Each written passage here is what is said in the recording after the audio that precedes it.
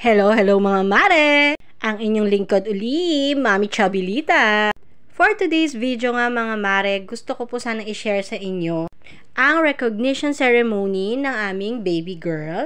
Ayan nga, nasa kinder 1 siya at natapos na at syempre bawat isa sa kanila bibigyan ng award para maipakita ang improvement na naganap sa kanila habang sila'y nag-aaral. At ayan nga, pinapila na, nakita nyo na mga mommies na nagagandahan at sa totoo lang hinahanap ko dyan ng daddy, hindi ko makita. At ayun, nasipat ko nga, nandun sa dulo, ayun napakalayo. Sinisenyasan ko siya na lumapit dahil gusto ko siya nga ang maghatid sa baby girl. Lalakad siya sa gitna, di ba?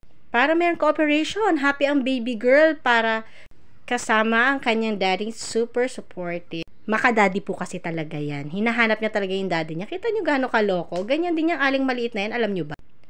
At ayun na nga po. Tuwang-tuwa talaga kami sa aling maliit na yan. Super excited niya nung nalaman niya magkakaroon siya ng medal. Kaya ayan, alam niyo nung nangyari yan, parang tulala siya.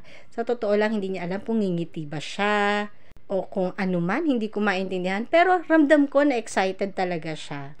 Tapos parang na-starstruck lang siya sa mga tao sa harap. Yung ganun.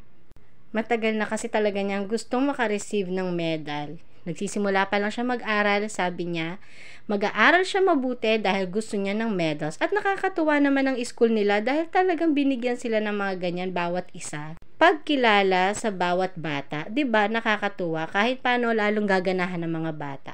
Best dancer nga pa lang nakuha ng aking baby girl.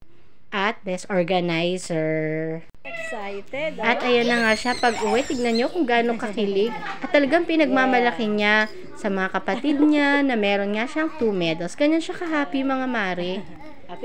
Sobra, kaya ako rin as mommy, sobrang excited dahil nakita ko rin talaga yung improvement niya. Kahit yung mga teachers niya tuwang-tuwa. Diba? Sino ba namang hindi tataba ang puso sa ganyang anak? O, tignan ninyo. Gaano ka-proud. Pinagmamalaki niya sa kuya niya. Tapos sabi ko, ayan, halika, pipicture na kita para maipakita natin kay mga friends niya, yung ganun. Tuwan-tuwa talaga siya, mga mare. O, yun lang muna. Sige, shinare ko lang.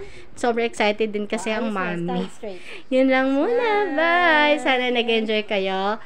Please follow ang aming reels. Thank you. Bye-bye!